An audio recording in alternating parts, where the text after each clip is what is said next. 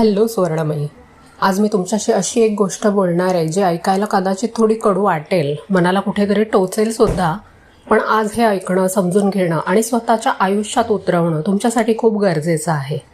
आपण नेहमी आपल्या मैत्रिणींजवळ किंवा स्वतःच्या मनामध्ये एक तक्रार करतो ना, की मी सगळ्यांसाठी इतकं करते, स्वतःला अगदी झिजवते, पण मला घरात किंवा बाहेर कोणीच रिस्पेक्ट किंवा आदर देत नाही. माझी घरात, समाजात काही किंमतच राहिलेली नाही. पण माझ्या मैत्रिणींनो, कधी शांतपणे एकांतात बसून विचार केलाय का की तुम्हाला हा रिस्पेक्ट का मिळत नाहीये? चला, आज मी तुम्हाला एक जळजळीत सत्य सांगते की रिस्पेक्ट कधीसुद्धा मागून मिळत नाही. माझा आदर करा, मी तुमची आई आहे, बायको आहे, सून आहे, असं म्हणून कुणी कुणाचा आदर करत नसतं. इतकंच काय, दुसऱ्यांचा अवाजवी आदर दाखवून, त्यांच्या प्रत्येक शब्दाला मान देऊन किंवा त्यांच्यासमोर सतत वाकून सुद्धा रिस्पेक्ट मिळत नाही. आदर हा मागण्याचा किंवा दाखवण्याचा विषय नाहीच आहे. रिस्पेक्ट फक्त तुमच्या असण्यातून निर्माण होतो, तुमच्या व्यक्तिमत्वाच्या वजनातून. जेव्हा एखादी व्यक्ती स्वतःशीच, स्वतःच्या तत्वांशी सतत तडजोड करत राहते, तेव्हा ती नकळतपणे ह्या जगाला एक संदेश देत असते. तो संदेश काय असतो माहिती आहे? माझ्या स्वतःच्या अशा काही मर्यादा नाही आहेत, काही बाउंड्रीज नाही आहेत. तुम्ही माझ्या भावनांचा, वेळेचा आणि श्रमाचा कसाही वापर करू शकता. आणि हे जग अगदी तसंच करतं जसं तुम्ही त्याला करायला शिकवता. जग तुमचा वापर करून घेतं आणि शेवटी काम झालं की बाजूला सारतं. तर आता आपल्याला थोडंसं आत्मपरीक्षण करायचं आहे की आधी आपणच स्वतःला किती कमी केलं आहे. जगाला आणि नशिबाला दोष देण्याआधी आज माझे हे 3 प्रश्न स्वतःच्या मनाला विचारून बघा आणि त्याचं प्रामाणिक उत्तर शोधा. पहिला प्रश्न आहे, मनातून तीव्रतेने नाही म्हणायचं असताना समोरच्याच्या भीतीने किंवा दबावाखाली तुम्ही किती वेळा तोंडातून हो म्हटलंय? प्रश्न दुसरा, स्वतःची गरज, स्वतःची तब्येत किंवा स्वतःचा आनंद बाजूला ठेवून फक्त दुसऱ्यांना खुश करण्यासाठी तुम्ही किती वेळा स्वतःचा बळी दिलाय? आणि प्रश्न तिसरा, समोरची व्यक्ती अत्यंत चुकीचं वागत असताना, लोकांना वाईट वाटेल किंवा नाती बिघडतील ह्या भीतीमुळे तुम्ही किती वेळा आवश्यक ते शब्द गिळून गप्प बसलात? प्रत्येक वेळी जेव्हा तुम्ही असं केलंय ना, तेव्हा तुम्ही स्वतःला जगाच्या नजरेत थोडं थोडं कमी केलं. आणि हे जग खूप हुशार आहे. ते तुमचं हे वाकणं, झुकणं नीट पाहत असतं. जो माणूस स्वतःचा सन्मान करत नाही, त्याचा सन्मान हे जग कधीच करू शकत नाही. हा कोणताही ॲटिट्यूड दाखवण्याची गोष्ट नाही आहे. हे माणसाच्या स्वभावाचं एक खूप खोल आणि प्रॅक्टिकल सत्य आहे. त्यामुळे आत्ता मी तुम्हाला सांगणार आहे आदर मिळवून देणारे 3 सुवर्ण नियम. आता जे झालं त्याच्यावर रडत बसण्यामध्ये काहीच अर्थ नाही. परिस्थिती बदलायची असेल तर आजपासून आणि ह्याच क्षणापासून ह्या 3 सुवर्ण नियमांना आपल्या आयुष्याचा भाग बनवून टाका. पहिला नियम आहे, स्पष्ट नाही म्हणायला शिका, माफी न मागता. आता हे आपल्यातल्या बऱ्याच जणींना आणि अगदी मला सुद्धा शिकण्याची गरज आहे. आपल्यातल्या खूप जणींना नाही म्हणताना खूप अपराधी वाटतं. आपल्याला वाटतं की आपण जर समोरच्याला नाही म्हटलं तर आपण वाईट ठरू, नातं तुटेल किंवा लोक आपल्याला स्वार्थी म्हणतील. आणि मग आपण आपली इच्छा मारून स्वतःला त्रास देऊन सुद्धा हो म्हणतो. आपल्या समाजात स्त्रिया नाही म्हणायला का घाबरतात ह्याच्या मागे शतकांपासून चालत आलेली विचारसरणी आणि स्त्रियांची मानसिक ठेवण कारणीभूत आहे. त्याचं पहिलं कारण आहे की गुड गर्ल असण्याचं ओझं आपल्यावर असतं. लहानपणापासूनच मुलींवर एक संस्कार केला जातो की जी मुलगी सगळ्यांचं ऐकते, जी कधी उलट बोलत नाही, ती शहाणी आणि संस्कारी.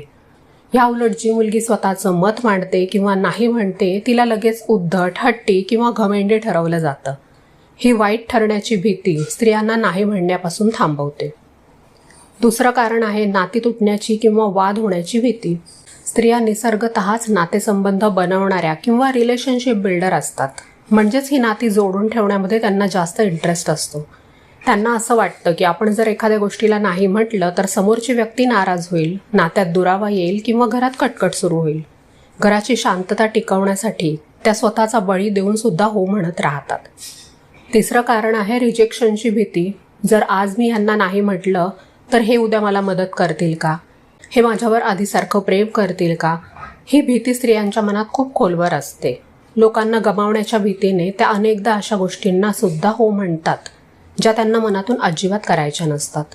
चौथं कारण आहे कमालीचा अपराधीपणा. हा स्त्रियांच्या मनाचा एक सगळ्यात मोठा कमकुवत दुवा आहे. एखाद्या कामाला नाही म्हटलं की त्यांच्या मनात लगेच विचारचक्र सुरू होतं की मी किती स्वार्थी आहे ना, मी स्वतःचाच विचार केला, मी एक चांगली आई किंवा चांगली बायको किंवा चांगली मुलगी नाही आहे. हा स्वतःच स्वतःला दिलेला अपराधीपणाचा त्रास सहन न झाल्यामुळे त्या सरळ हो म्हणून मोकळ्या होतात. 5वं कारण आहे सुपरवुमन बनण्याचा अट्टहास. आजकालच्या स्त्रियांना घर, ऑफिस, मुलं, पाहुणे रावळे हे सगळं अगदी परफेक्ट सांभाळायचं असतं. मला सगळं जमतं, मी कुठेच कमी पडत नाही हे सिद्ध करण्याच्या नादात त्या क्षमतेपेक्षा जास्त कामं अंगावर घेतात. थकून भागून गेल्या तरीसुद्धा अहंकारापोटी किंवा कौतुकासाठी त्या कुणाला नाही म्हणू शकत नाहीत. तर माझ्या मैत्रिणींनो, जेव्हा तुम्ही समोरच्याला हो म्हणत असताना तेव्हा नक्की खात्री करून घ्या की त्या होसाठी तुम्ही स्वतःला तर नाही म्हणत नाहीयेत ना. स्वतःच्या शांततेचा बळी देऊन मिळवलेली नाती कधीच सुख देऊ शकत नाहीत. म्हणूनच जिथे गरज आहे तिथे सन्मानाने नाही म्हणायला शिका. जेव्हा तुम्हाला एखादी गोष्ट मनापासून करायची नसेल किंवा तुमच्या तब्येतीला, वेळेला ती झेपत नसेल तेव्हा स्पष्टपणे नाही म्हणा. पण इथं आणखी एक मोठी चूक होते. आपण जेव्हा कुणाला तरी नाही म्हणतो तेव्हा आपण फक्त नाही, मला जमणार नाही असं म्हणून थांबत नाही. आपण सोबतीला 10 कारणं देतो, लांबलचक स्पष्टीकरणं देतो आणि अगदी समोरच्याची माफी मागत राहतो. आपण असं का करतो तर ह्याच्यामध्ये सुद्धा कारणं आहेत बरं का. आपल्या मनातला अपराधीपणा कमी करण्याचा आपण प्रयत्न करत असतो. आपल्या मनाला नाही हा शब्द एखाद्या गुन्ह्यासारखा वाटतो. जेव्हा आपण एखाद्याला नाही म्हणतो तेव्हा आपल्याला आतून खूप टोचत असतं. मग त्या अपराधीपणाच्या भावनेतून स्वतःला वाचवण्यासाठी आपण स्पष्टीकरणाची ढाल पुढे करतो. आपल्याला समोरच्याला पटवून द्यायचं असतं की बघा, मी मुद्दाम नाही म्हणत नाहीये, माझी परिस्थितीच तशी आहे, म्हणून मला माफ करा. दुसरी गोष्ट, मी वाईट नाहीये हे सिद्ध करण्याचा अट्टहास असतो. आपल्याला नेहमी लोकांच्या नजरेत चांगलं आणि मदत करणारा राहायची सवय असते.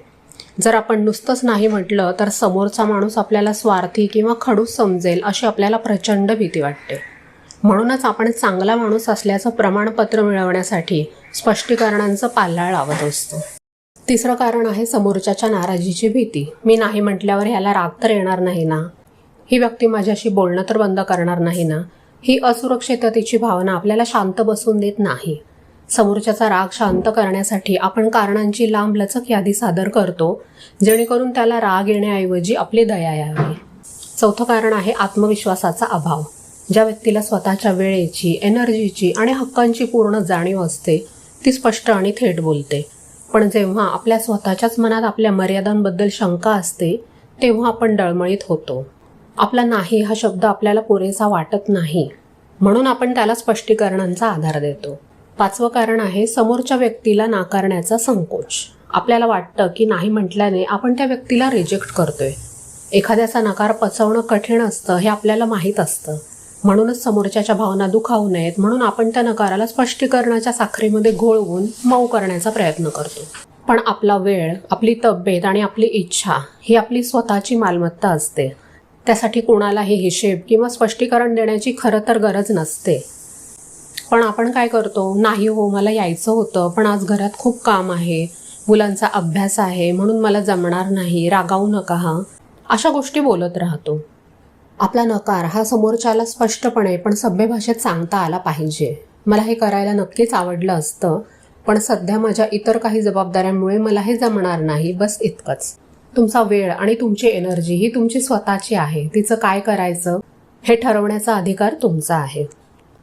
आता येतो माझा दुसरा सल्ला, तो म्हणजे तुमच्या स्वतःच्या मताला कधीही कमी समजू नका. घरात किंवा बाहेर जेव्हा 4 लोक एकत्र येऊन एखाद्या विषयावर बोलत असतात तेव्हा खूप वेळा स्त्रिया काय करतात की आपल्याला ह्यातलं काही समजत नाही, तुम्हीच ठरवा किंवा माझं काय एवढं ऐकताय असं म्हणून स्वतःच मागे सरकतात. घरातल्या मोठ्या निर्णयांमध्ये तर आपण स्वतःहूनच डोकं चालवणं बंद करतो. आता हे असं का होतं ह्याच्या मग अनेक वर्षांची कौटुंबिक रचना आणि तिची स्वतःची मानसिक दमछाक कारणीभूत असते. कारण मनामध्ये ही भावना असते की माझं ऐकणार तर कोणी नाहीच आहे. सुरुवातीला लग्न होऊन आल्यावर प्रत्येक स्त्री आपले विचार मांडण्याचा प्रयत्न करते, पण जेव्हा पुन्हा पुन्हा तिच्या मताला तुला ह्यातलं काय कळतंय, तू गप्प बस, आम्ही बघून घेऊ असं म्हणून ओढवून लावलं जातं तेव्हा ती हळूहळू निराश होते आणि मग स्वतःहूनच मागे सरकते. शिवाय घरातल्या मोठ्या निर्णयांमध्ये जसं की आर्थिक गुंतवणूक, जमीन जुमला, मुलांचं करिअर ह्याच्यामध्ये मत मांडलं की खूप वेळा वाद उभे राहतात. पुरुषांचा इगो दुखावला जाऊ शकतो किंवा सासरची माणसं तिला अतिशहाणी समजू शकतात. घरातली रोजची शांतता टिकवण्यासाठी आणि कटकट नको म्हणून स्त्रिया विचार करतात की जाऊ दे, जे करायचं ते करू देत, मला मनशांती हवी आहे. शिवाय लहानपणापासून झालेलं कंडिशनिंग असतं, आपल्या समाजात मुलींना लहानपणापासूनच ॲडजस्ट करायला शिकवलं जातं. मोठे निर्णय पुरुष घेतात आणि घर स्त्रिया सांभाळतात. हा न लिहिलेला नियम आपल्या मनामध्ये इतका पक्का बसवला जातो की मोठं झाल्यावर आपल्याला स्वतःलाही वाटायला लागतं की ह्यामध्ये डोकं चालवणं आपलं काम नाहीये. आणि जर स्त्रीने पुढाकार घेऊन एखादा मोठा निर्णय घेतला आणि समजा तो निर्णय चुकला तर अख्खं घर तिच्यावर तुटून पडतं. तुझ्यामुळे हे नुकसान झालं, हा टोमणा तिला आयुष्यभर ऐकावा लागतो. हेच जर पुरुषाचा निर्णय चुकला तर अरे रे नशीब खराब होतं म्हणून सोडून दिलं जातं. पण ही जबाबदारीची आणि दोषाची भीती असते ना, ज्याच्यामुळे स्त्रिया निर्णय घेणं टाळतात. शिवाय तिला गृहीत धरलं जाण्याची तिला सुद्धा सवय लागलेली असते. जेव्हा घरातल्या छोट्या गोष्टी, अगदी आज जेवायला काय करायचं, कोणाला काय हवं नको, ह्यामध्येच तिची सगळी एनर्जी संपून जाते, तेव्हा मोठ्या गोष्टींचा विचार करायला तिच्याकडे मानसिक स्पेस राहत नाही. तिला वाटतं की आपण फक्त घर चालवायचंय, मालकी तर दुसऱ्यांचीच आहे. पण जर आपण स्वतःला ह्या चक्रातून बाहेर काढलं नाही तर आपलं अस्तित्व फक्त एका मॅनेजरसारखं राहील, मालकासारखं नाही. चुकांची भीती सोडून द्या आणि मला ह्यातलं कळतं ह्या आत्मविश्वासाने पुन्हा एकदा घरातल्या महत्त्वाच्या चर्चांमध्ये बसायला सुरुवात करा. तुमचं मत, तुमचे विचार खूप महत्त्वाचे आहेत. तुम्ही अख्खा संसार सांभाळता, मुलांना वाढवता, मग तुम्हाला निर्णय घेता येत नाही असं कसं होईल? तुमची विचार करण्याची पद्धत वेगळी असेल, पण ती मांडण्याचा तुम्हाला पूर्ण अधिकार आहे. घरात जेव्हा चर्चा सुरू असेल तेव्हा शांतपणे पण आत्मविश्वासाने तुमची बाजू मांडा. माझ्या मते ही गोष्ट अशी केली तर जास्त बरं पडेल असं म्हणून बोलायला सुरुवात करा. सुरुवातीला कदाचित तुमचं बोलणं लोक ओढवून लावतील किंवा त्याकडे दुर्लक्ष करतील. बऱ्याच लोकांना तर बायकांनी बोललेलं आवडतच नाही. पण जेव्हा तुम्ही पुन्हा पुन्हा अभ्यासाने स्वतःचं मत मांडत राहाल, त्यात काहीतरी तथ्य असेल, तेव्हा लोकांना सुद्धा जाणीव होईल की तुमच्या विचारांना एक वजन आहे. जोपर्यंत तुम्ही स्वतःच्या मताला किंमत देणार नाही तोपर्यंत दुसरे तुमच्या मताचा विचार का करतील? आणि तिसरी सगळ्यात कठीण गोष्ट काय आहे माहितीये? चुकीला चूक म्हणण्याची हिंमत ठेवणं. आपल्याला लहानपणापासून काय शिकवलं जातं? सगळं सहन करायचं, शांत राहायचं, म्हणजे घरात शांतता टिकते. पण ही शांतता कुठल्या किमतीवर मिळते? तुमच्या मानसिक शांततेचा बळी देऊन. तुमच्यासोबत किंवा तुमच्या हक्कांवर गदा आणणारी एखादी गोष्ट घडत असेल आणि तिथे तुम्ही शांत बसत असाल तर त्याचा अर्थ काय होतो माहितीये? तुम्ही त्या अन्यायाला मूकपणे संमती देत आहात. आपल्या भारतीय समाजात स्त्रिया नातं टिकवण्यासाठी, संसार वाचवण्यासाठी अतोनात मानसिक आणि शारीरिक त्रास सहन करतात. अगदी स्वतःचा स्वाभिमान गहाण ठेवून सुद्धा त्यांनी मूठपणे सगळं सोसत राहतात. कारण काय? तर मुलगी म्हणजे संसाराचा आधार, समाज आणि पालकांचा दबाव. लहानपणापासूनच तिच्या डोक्यात एक गोष्ट पक्की बिंबवली जाते की लग्नानंतर सासर हेच तुझं घर आहे. तिथून आता फक्त मरणानंतरच तुला बाहेर पडायचे.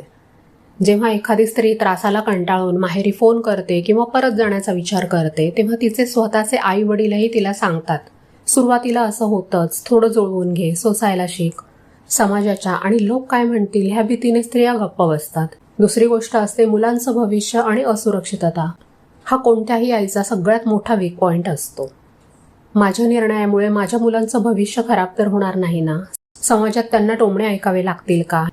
ह्या भीतीने स्त्रिया विचार करतात की मुलांसाठी स्वतःचा बळी दिलेला बरा. मुलांच्या सुखासाठी त्या स्वतःचं संपूर्ण आयुष्य नरक करून घ्यायला तयार होतात. तिसरी गोष्ट आहे आर्थिक परावलंबित्व. आज सुद्धा आपल्या देशामध्ये अनेक स्त्रिया आर्थिकदृष्ट्या पतीवर किंवा सासरच्यांवर अवलंबून आहेत. जर त्यांनी अन्यायाविरुद्ध आवाज उठवावा तर आपण राहणार कुठे, खाणार काय, स्वतःचा आणि मुलांचा खर्च कसा भागवणार, हे प्रश्न त्यांच्यासमोर उभे राहतात. आर्थिक ताकद नसल्यामुळे बऱ्याच वेळा स्त्रियांना मुकाट्याने त्रास सहन करावा लागतो. शिवाय जेव्हा एखादी स्त्री तिच्या अवतीभोवतीच्या सगळ्या स्त्रियांना, जसं की तिची आई, आजी, त्रास सहन करताना बघत मोठी होते ना, तेव्हा तिला वाटायला लागतं की स्त्रीचा जन्म सोसण्यासाठी झालेला आहे. लग्न झालं की हे सगळं सहन करावंच लागतं. त्रास सहन करणं ही तिची सवय बनते आणि ती ह्या अन्यायालाच आपलं नशीब मानायला लागते. वरतून कधीतरी सगळं नीट होईल ही खोटी आशा मनामध्ये असतेच. स्त्री ही मनातून खूप आशावादी असते. आज नाही तर उद्या घरातले माणसं सुधारतील, मुलं मोठी झाली की सासरचा त्रास कमी होईल, माझं चांगलं वागणं पाहून ह्यांना कधीतरी माझी किंमत कळेल, ह्या खोट्या आशेवर त्या वर्षानुवर्ष काढतात. पण दुर्दैवाने बऱ्याच वेळा ही आशा कधीच पूर्ण होत नाही आणि फक्त आयुष्य संपून जातं. कारण नातं दोघांनी मिळून टिकवायचं असतं, फक्त एका स्त्रीने बळी देऊन नाही. जर एखादं नातं टिकवण्यासाठी तुम्हाला रोज स्वतःचा स्वाभिमान आणि आनंद मारावा लागत असेल तर समजून जा की तुम्ही नातं टिकवत नाही आहात, तर स्वतःला संपवत आहात. सहन करण्याला महानता समजू नका, कारण अन्याय सहन करणं हा सुद्धा एक गुन्हाच आहे. जर कोणी तुमच्याशी आदराने वागत नसेल, टोमणे मारत असेल किंवा तुम्हाला गृहीत धरत असेल, तर तिथे आवाज उठवलाच पाहिजे. आता हे करायचं कसं? तर भांडण करायचं नाही, आरडाओरडा किंवा आदळआपट करायची नाहीये. जेव्हा कोणी चुकीचं वागेल तेव्हा शांत पण अत्यंत ठाम आवाजात त्यांना जाणीव करून द्या की तुम्ही माझ्याशी या भाषेत बोललेलं मला चालणार नाही, किंवा ही गोष्ट चुकीची आहे, मी हे स्वीकारू शकत नाही. जेव्हा तुम्ही चुकीच्या गोष्टीला पहिल्याच वेळी स्टॉप लावता तेव्हा समोरची व्यक्ती सुद्धा पुढच्या वेळी तसा वागताना विचार करते. ह्या सगळ्या प्रक्रियेला आपल्या संस्कृतीमध्ये काय म्हणतात माहितीये? स्वधर्म पाळणं. स्वधर्म म्हणजे स्वतःबद्दलची तुमची जी पहिली जबाबदारी आहे ना, ती आधी पूर्ण करणं. स्वतःबद्दलची जबाबदारी पूर्ण करणं म्हणजे स्वार्थी होणं नाहीये, तर स्वतःचा पाया इतका मजबूत करायचा आहे की जेणेकरून तुम्ही इतरांना सुद्धा खंबीरपणे साथ देऊ शकता. आपण स्वतःप्रती असलेली ही जबाबदारी प्रॅक्टिकल आयुष्यात कशी पूर्ण करू शकतो, त्याच्या 5 महत्त्वाच्या पायऱ्या आहेत. पहिली गोष्ट आहे, स्वतःच्या शरीराची आधी काळजी घ्या. आपल्यातल्या अनेक जणी घरच्यांच्या आरोग्यासाठी रात्रीचा दिवस करतात, पण स्वतःच्या आरोग्याकडे पार दुर्लक्ष करतात. सगळ्यांचं खाऊन झाल्यावर जे उरेल ते मी खाईल, किंवा थोडं डोकं किंवा अंगच दुखतंय, होईल ठीक, असं म्हणून आपण स्वतःच्या आजारांकडे डोळेझाक करतो. आता मात्र रोज स्वतःच्या आरोग्यासाठी, आहारासाठी आणि विश्रांतीसाठी वेळ काढा. तुम्ही सुदृढ असाल तरच अख्खं घर हेल्दी राहील. स्वतःच्या तब्येतीची जबाबदारी दुसऱ्या कुणावर न टाकता स्वतः हाती घ्या. दुसरी गोष्ट आहे, भावनिकदृष्ट्या दुसऱ्यांवर अवलंबून राहणं बंद करा. माझ्या नवऱ्याने माझं कौतुक केलं तरच मला आनंदी वाटेल, मुलांनी माझं ऐकलं तरच मी एक यशस्वी आई आहे, ह्या विचारांमुळे आपण आपल्या आनंदाची चावी दुसऱ्याच्या हातात देऊन टाकतो. समोरची व्यक्ती जशी वागेल तसा आपला मूड बदलतो, पण तुमच्या आनंदाची आणि समाधानाची सुद्धा जबाबदारी तुमची स्वतःची आहे. स्वतःला वेळ द्या, स्वतःचे छंद जोपासा आणि स्वतःची किंमत स्वतः करायला शिका. कुणाच्याही कौतुकाची किंवा मंजुरीची, अप्रुव्हलची वाट बघू नका. तिसरी गोष्ट आहे, स्वतःच्या बाउंड्रीज ठरवा. प्रत्येक वेळी दुसऱ्यांना मदत करण्याच्या नादात स्वतःची मानसिक शांतता पणाला लावू नका. जर तुम्हाला एखादी गोष्ट सहन होत नसेल किंवा एखादी व्यक्ती तुमच्याशी चुकीच्या पद्धतीने वागत असेल, तर तिथे स्वतःच्या संरक्षणासाठी भिंत उभी करा. तुमच्या आयुष्यात कोणाला किती प्रवेश द्यायचा आणि कोणाला कुठे थांबवायचं ह्याचे नियम तुमचे तुम्ही ठरवा. तुमच्या शांततेचा भंग करण्याचा अधिकार कोणालाही देऊ नका. चौथी गोष्ट आहे, आर्थिकदृष्ट्या साक्षर व्हा आणि स्वावलंबी व्हा. अनेक स्त्रिया स्वतः कमवत असून सुद्धा किंवा घरात भरपूर पैसे असून सुद्धा आर्थिक निर्णयांसाठी पुरुषांवर अवलंबून राहतात. बँकेचे व्यवहार, गुंतवणूक ह्याच्याकडे मला ह्यातलं काही कळत नाही असं म्हणून दुर्लक्ष करतात. पण आदर मिळवायचा असेल तर पैशांचे व्यवहार समजून घ्या. निदान स्वतःचं बँक खातं स्वतः हाताळणं, बचत करणं आणि गुंतवणूक कुठे करावी ह्याचं बेसिक ज्ञान मिळवणं ही तुमची स्वतःबद्दलची मोठी जबाबदारी आहे. फक्त पैसे कमवणं नाही, तर आर्थिक व्यवहारांची, गुंतवणुकीची माहिती असणं ही गोष्ट आपल्याला एक वेगळाच आत्मविश्वास देते. पाचवी गोष्ट करायची ती म्हणजे भूतकाळ आणि मनातल्या अपराधीपणातून बाहेर पडा. माझ्याकडून भूतकाळात ही एक चूक झाली, मी एक चांगली आई बनू शकले नाही का, अशा विचारांचं ओझं घेऊन स्त्रिया स्वतःला आतून पोखरत राहतात, स्वतःला सतत दोषी धरत राहतात. त्यामुळे इतरांकडून आदराची अपेक्षा करण्याच्या आधी आपण स्वतःला माफ करायला शिकायचे. आपण देव नाही आहोत, माणूस आहोत आणि माणसाकडून चुका होतात. भूतकाळ बदलता येत नाही, पण आज स्वतःला सावरून एक चांगलं भविष्य घडवणं नक्कीच आपल्या हातात असतं. तर मैत्रिणींनो, स्वतःबद्दलची जबाबदारी पूर्ण करणं म्हणजे स्वतःला आदराने आणि प्रेमाने वागवणं. जेव्हा तुम्ही स्वतःचा आदर करायला लागाल ना, तेव्हा या जगालाही कळून चुकेल की तुमच्याशी कसं वागायचं आहे. स्वतःसाठी उभ्या राहा, कारण तुमच्यासाठी दुसरं कोणीही पुढे येणार नाही. स्वतःला जपणं, स्वतःचा आदर करणं, स्वतःची तब्येत सांभाळणं हा तुमचा स्वधर्म आहे. जेव्हा तुम्ही सगळ्यात आधी स्वतःच्या बाजूने खंबीरपणे उभ्या राहता, तिथूनच खऱ्या रिस्पेक्टची सुरुवात होते. बाकीच्या सगळ्या गोष्टी, नाती, जबाबदाऱ्या हे सगळं नंतर येतं. एकदा का तुम्ही तुमचा स्वधर्म पाळायला सुरुवात केली की मग बघा, आजूबाजूच्या लोकांचा तुमच्याकडे पाहण्याचा दृष्टिकोन कसा बदलतो. ज्या गोष्टीसाठी तुम्ही आधी धडपडत होतात त्या सगळ्या गोष्टी हळूहळू कशा व्यवस्थित स्वतःच्या जागेवर यायला लागतील. स्वतःला कमी लेखणं बंद करा. स्वतःचे पाय घट्ट रोवून उभ्या राहा, कारण तुम्ही जेव्हा स्वतःचा आदर करता तेव्हाच जग करतं. आजच्या ह्या संवादातल्या कोणत्या गोष्टीशी तुम्ही स्वतःला सगळ्यात जास्त रिलेट करू शकलात तुम्ही कधी कोणासाठी स्वतःचा आदर कमी केलाय का? मला खाली कमेंट करून नक्की सांगा. आणि हो, हा व्हिडिओ जर मनाला कुठेतरी स्पर्श करून गेला असेल तर आपल्या इतर मैत्रिणींसोबत, बहिणींसोबत नक्की शेअर करा, जेणेकरून त्यांनाही स्वतःची किंमत समजेल. चॅनलला अजून सबस्क्राईब केलं नसेल तर लगेच करून टाका. पुढच्या व्हिडिओमध्ये आपण अशाच एका छानशा विषयावर गप्पा मारायला नक्की भेटू. तोपर्यंत स्वतःची काळजी घ्या आणि आनंदात राहा.